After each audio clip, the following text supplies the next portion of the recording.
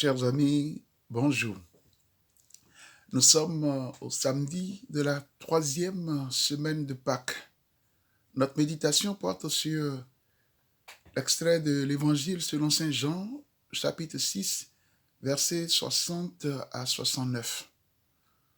Profession de foi décisive et fondamentale. Jésus révèle à ses disciples et à ceux qui étaient dans la synagogue de Capharnaüm: qui mange ma chair et boit mon sang demeure en moi et moi en lui. De même que le Père qui est vivant m'a envoyé et que je vis par le Père, de même celui qui me mange, lui aussi vivra par moi. Je suis le pain vivant descendu du ciel.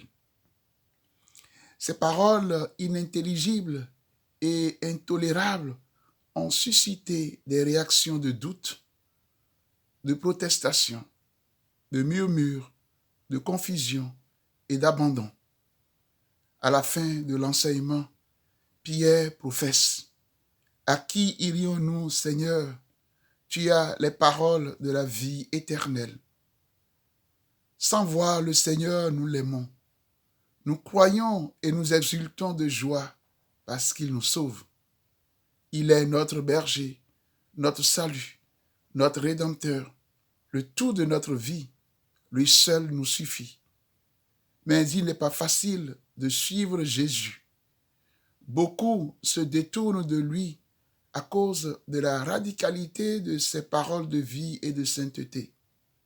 Comme eux, nous sommes parfois à la recherche d'un Jésus puissant qui arrange les choses, pas un Jésus qui nous aime gratuitement et veut entrer en alliance avec nous en faisant sa demeure en nous, afin qu'avec lui, nous prenions nos responsabilités.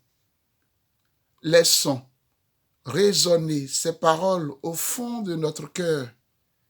Que l'Esprit de Jésus nous donne la grâce de leur intelligence pour que nous pénétrions leur profondeur, le secret de l'amour infini de Dieu.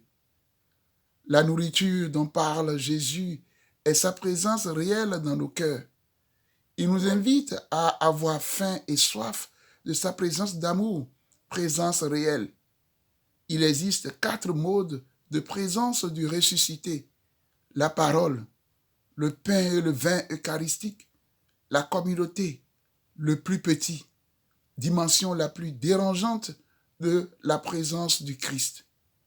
En puisant à cette source divine, nous aurons la force de son esprit pour nourrir ceux qui ont faim, de lutter pour la justice et la paix, d'être présents à ceux qui sont seuls, opprimés, abandonnés, ceux qui souffrent, ceux qui meurent, pour leur révéler la bonne nouvelle de notre amitié et à travers cette amitié, la bonne nouvelle qu'ils sont aimés gratuitement de Dieu.